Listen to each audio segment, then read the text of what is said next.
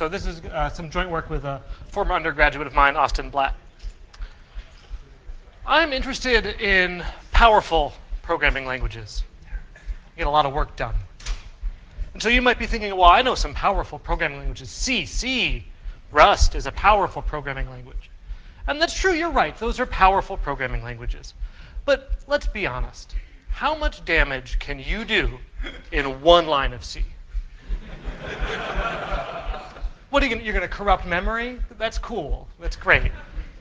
No. If what you're interested in is power, if you want to do some serious damage, you want to use the shell. This is the game in town. So I wrote a new shell, a POSIX shell. If you don't know POSIX, it's sort of this open standard of what it means to have a nice system ABI and a set of utilities, including an interactive shell of how to use them. So I wrote a new one. I call it Smoosh, the hokey acronym. It's meant to be a foundation for thinking about what the shell is. I hope you'll use it. That's the reason why I'm giving this talk. What I'm going to do is I'm going to talk a bit more about the shell in general, about Smoosh in particular, about why Smoosh is a good model for the POSIX shell, and a little bit about how it's built. Okay, so this is a diagram of Smoosh. This is the semantics. So Smoosh is really, on its own, a semantics specifying a way a conformant POSIX shell could behave, and there's two holes in it. There's a hole at the top that says, well, how would you like to use this small step operational semantics I've implemented as executable code? It's some step function. You tell me what you want to step. And the other hole is, well, you tell me what the OS is.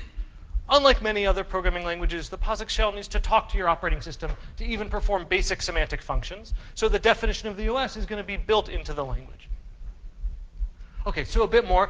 Evaluation and expansion, that's the actual small step semantics. Evaluation, every language has. Expansion is a thing that the shell has. But then you need other things, right? You need built-ins like test and true and echo and CD. Like, these are part of a shell. You can't have a shell without these. And you need other POSIX definitions. You need things like, what is a signal? What is a file descriptor? You need to define all these things. And then, of course, you also need a parser. So I'm using the parser from Dash, which is the bin.sh on Debian. And I've colored the bottom part red here to remark on the fact that that's code in C and therefore unsafe. So I'll use red in these diagrams to talk about unsafe code. So I've implemented two modes, I call them, that fill the holes on this diagram. The first is system mode. And this is a normal interactive shell. This is just a shell. About 150 lines of ML gives you the outer loop that kicks up your interpreter, and then you implement a bunch of system calls in OCaml using OCaml's affordances. I'm going to color it red anyway because it's system calls, not that OCaml is unsafe. And then this is just a working shell. You can use this. You can run it. You can use it as your bin.sh. You can test it. And I've also implemented what I call the symbolic mode to build a tool called the stepper. So this is just a symbolic, not quite execution because I don't do branches, but a linear symbolic step diagram of the way that a shell executes. So I have a much more substantial driver up front that spits out JSON and then a couple thousand lines of JavaScript to render it appropriately. And then you can see a trace of how the shell expands and evaluates and executes. And then down here we have a perfectly safe, totally symbolic model of what the POSIX system is. So what we have here are sort of symbolic file descriptors and FIFOs and all the things like that. And this is not unsafe. This is all just, no file systems are harmed in the running of the stepper. And my hope is that you can write your mode or your model. You can fill in these holes yourself. This is what I mean when I say that I want Smoosh to be a foundation. Maybe you can plug in a taint analysis, or you can take something like the excellent ABASH work that Steve Zantzowik and Karl Mazerak did, and update it for the full semantics. Maybe you can plug in something new at the top that asks my semantics symbolic questions and gets useful answers. Or maybe you can plug in a new model at the bottom where there's a different notion of OS calls that are, say, interposed. You're doing something read-only, or you're giving me some other affordance to the operating system or some other compatibility layer. My hope is that people can use this to do their work. Okay. A little bit about how the shell actually works. So most languages have some sort of loop like this where you parse and then you run the code. The shell, the running the code happens in two stages. There's expansion, and then there's evaluation. So you may not have heard the term expansion, but you've certainly felt it. here are the 7 stages as specified by POSIX with a short little program that epitomizes the way that expansion works. So I'll briefly go through them. There's tilde expansion, which makes a get pwnom system call, looks up an etc password, what a user's home directory is. There's parameter substitution, which is how variables work. They just expand to their strings. There's command substitution, where a command is run for its output. I'll talk about this more in a second. And there's arithmetic.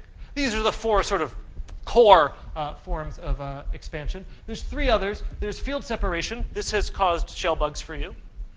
There's globbing or path name expansion. This is star and question mark and bracket expressions. And then there's quote removal, which is sort of getting rid of the parts that controlled how that worked. Let's talk about command substitution. So command substitution is when you say, hey, I'd like to run a command and grab its output, that is to say the standard out pipe, and do something with it. So let's look at how this command might run.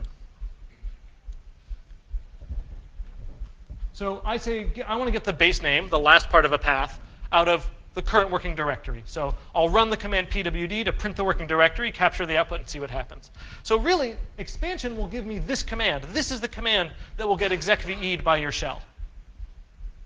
And then you'll get some answer like that. But along the way, a subshell was created to run the pwd command, which itself was expanded and evaluated. And then that was sort of captured by waiting on the subshell.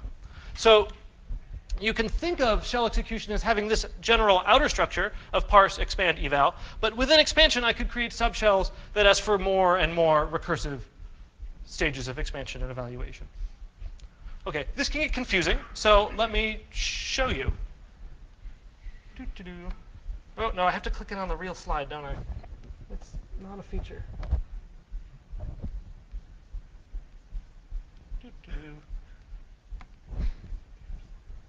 So this is the real website, which is a bad idea, but here we are.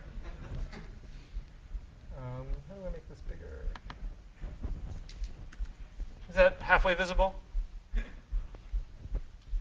Then you can't see the legend. OK, so I've got a shell script up there, short little thing. It says, OK, I'm going to echo, and then $x equals 5 will be, well, if x is set, just the value of x. If x is not set, it'll assign 5 to x and then return 5. And then next, I'll do an arithmetic expression, which says, hey, whatever the value of x is plus 1. And that assignment, because x will start out undefined, will be visible in that arithmetic expression. So we should get something like 5, 6. And so in the stepper, I can say, well, here's the environment that I'd like to run this in. Here's a legend that sort of talks about how expansion works that I'm not going to go into deep detail on. But I say, hey, yeah, tell me what that would do. And it says, well, here's what's happening. So these colors are the same colors we saw on the slides, where blue is evaluation and pink is expansion. And we say, oh, I need to evaluate this simple command echo. So we'll say, OK, well, the first thing I need to do to really do that is we need to start expansion. So that'll just happen left to right. So now we've switched from evaluation to expansion. And first, the echo expands to itself. Nothing to see here. There's a field separator. And then we highlight here saying, like, we must be in the case where x is not set. So that itself gets expanded. And we'll get in the next state, we'll not only see the next state of expansion, but we'll get told, hey, by the way, the environment changed. X is now 5. Got that stored in there. And then expansion continues. We get to arithmetic. We're not going to belabor the steps that arithmetic takes. I think we all more or less have a handle on how x plus 1 is going to step here. And we'll get here.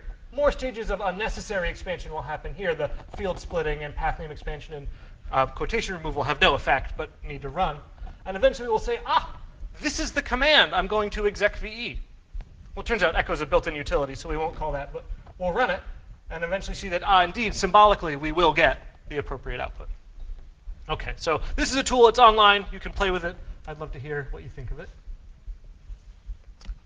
Let's go in a little more. So here is the AST for the shell.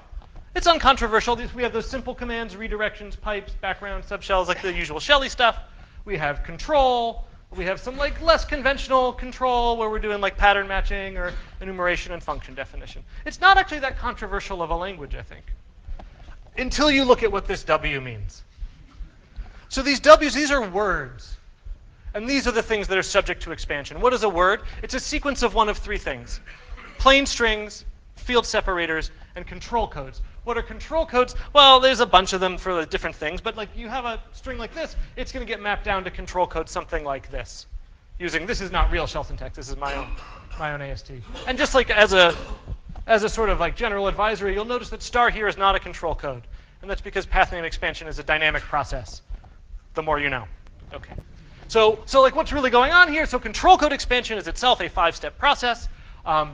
This pink part words is this sequence of possible control codes and strings, and we want to get down to fields, which is a list of strings, and you go through sort of an iterative process of removing bits of that. This is my process. The only thing in the POSIX specification is the part in pink. I want to remark briefly that this is also self-recursive. So we already saw that. To do x equals w, that x equals 5, we have to be able to expand this all the way while in the second step. So there's something interesting going on here. Okay, to sum up, the shell semantics is interesting. Why? It's modal. We have this expansion evaluation, and they're mutually recursive. There's actually lots of mutual recursion for everybody. And then things I didn't get into as deeply, but the language semantics relies heavily on system calls and a notion of operating system. Not usual for programming languages. And then lastly, most interesting to me is there's this AST node that you need to implement some built-in behavior that is command loops. Read, eval, print loops, basically. And that's really interesting to me because I've never seen it before, and I've also never seen a language quite as interactive as the shell. Who cares? Fair. Well, y'all care, right? This semantics is like the lingua franca. This is like how like us nerds communicate. So okay, cool. That's a start. That's fine. And then once you have it, okay, there's this like crank you can turn. Where like, okay, you can write the stepper, you can do real symbolic execution, you can do program analyses, you can write a compiler and prove it correct with respect to this baseline semantics. All that's cool. You can do language design and get insights from semantics. People like to talk about that. I think those are all okay reasons. Here's another reason. This is from the paper. So system mode is a real shell. As Li Yao pointed out so nicely in their distinguished talk on interaction trees, it's executable, it's testable. I can run the semantics on real things. So I did that. I used 3 test suites. There's the POSIX test suite, which is 418 tests that don't talk about locales. Many of these are testing actually hundreds of assertions, so it's many more test cases than that. There's Modernish, which you can think of as a polyfill for the shell that extremely aggressively exercises shell features. And then there's a bunch of tests that I wrote myself. Well, Austin and I. And why you might care about semantics is, well, I want to draw your attention to these numbers. We have 1 bug on all these test suites, and it's because Dash's parser doesn't accept multi-byte Unicode characters. Every other shell has numerous compliance bugs. To be fair, there's another set of numbers I should draw your attention to. Okay, so we're about 4 times slower than everybody else. But I actually find this extremely heartening. My shell is written in a GC language. I copy ASTs left and right. I use structural operational semantics. I rebuild the AST every step. They're writing in C, mutating strings. I'm only 4 times slower? Okay. There's another reason to care about semantics, and it's those same numbers. It's those bugs.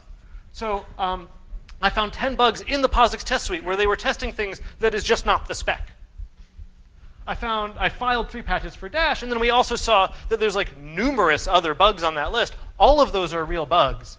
All of them should be investigated, and all of them should be patched. How am I on time? I'm sorry. Beautiful. Okay, so very quickly, just to get a high-level sense of what these bugs are, here's morally a test case from the POSIX test suite. If you're not an expert shell reader, I'll translate it for you. We have a pipe. This first subshell in parentheses, its output will be piped to this process. This process will immediately terminate. And for those of you who don't do a lot of Unix pipe programming, that means it's going to send a signal to this one that by default tells it to stop running. But that program says, no, I don't want to be sent sig pipe. Don't stop me running. Let me run longer. So it'll run for a bit and then say that it's alive in some output file. And immediately after, we'll test to make sure that that process lived. This is a test of the trap, of the signal handling. But there's a problem. I don't have to wait for that whole pipe to finish. I only have to, as a shell, wait for the last process to finish, which it assuredly did very quickly. So this test case is simply wrong, right? Shells are allowed to have out not exist by the time we get to this line. This one's a little more prosaic. This was a bug in Dash. If a variable is unset and you use it in arithmetic, it's 0. Fair enough, it's better than some languages. But Dash had a bug where, they just did the wrong thing. But, we submitted a patch, a superseded patch actually. Someone else did a different implementation, but it's fixed in there. Okay, I want to conclude by talking very briefly about my motivation. So Americans, we have this problem. We don't have conversations. We just ask each other what we do for a living. So you're at a party. Oh, thank you. Oh, sorry. You're at a party and someone's like, oh, so what do you do? And I can say, well, hey, you know that little white box? Have you seen on your computer somebody had you paste some crazy arcane incantation in there? Yeah, I know. Yeah, that's a programming language. Oh, cool. Yeah. So yeah, I work on that. It's oh, cool. But everybody must work on that. It's no, everybody hates it. So that's part of my motivation. It's nice. But my other motivation is what would it look like if we did work that helped those people? This is not that yet. We're not there yet. But what would it look like if we worked to give these people the control that the shell originally promised? Not just, corporate coders. Okay, thank you. That's all I have.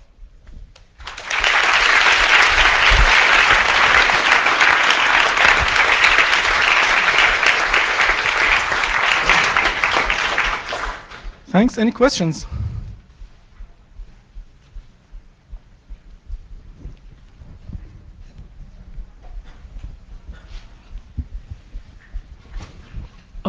Very cool work. Thank you. So I was wondering, when I debug shell scripts, there are some cases where I have to pull my hair out, to figure out what's going on. And the stepper seems to be very useful for that kind of work. So I was wondering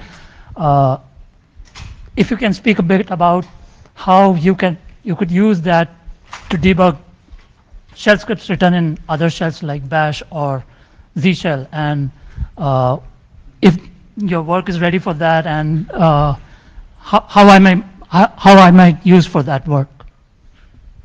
Sure. So the POSIX spec is highly non-deterministic. Smoosh is just one set of choices you can make. I obviously think it's the right choices, but they're different. Every shell makes subtle corner case different choices. So it depends. Is your bug, I don't understand how all of these shells work problem, or I don't understand how this shell works problem? And I think there are some tools that do an okay job for even the latter problem. I think shell check is a wonderful tool if you've never used it. The problem is it's purely syntactic. So my hope is you could plug Smoosh into shell check and do something interesting there, but I haven't tried to do it yet.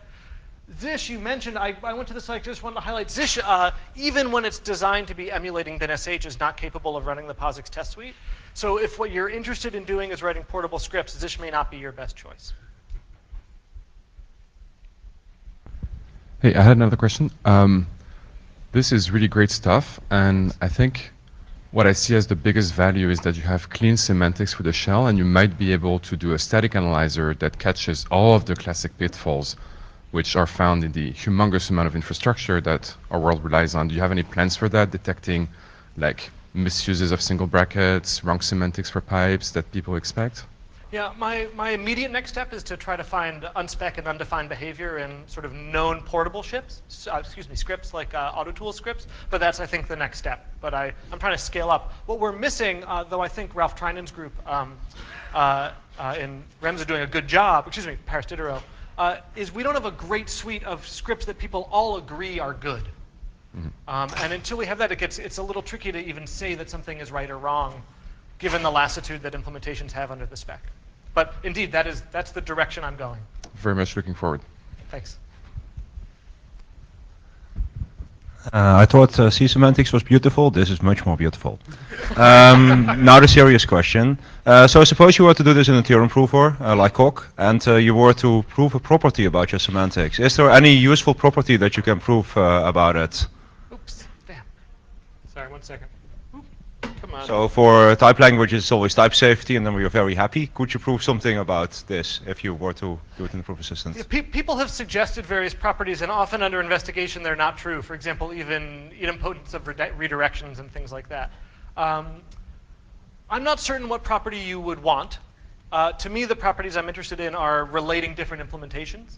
And maybe those implementations get stricter and stricter about what kind of inputs they'll accept, making the language a little more sane for novice users.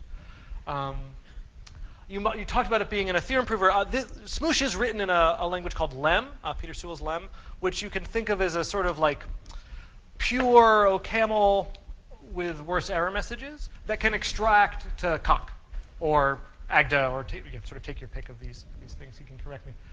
And in that sense, my semantics is not far from being a theorem prover. It's just a question of what you'd like to do with it. So I agree with you. I think it's a tricky question. I don't know yet.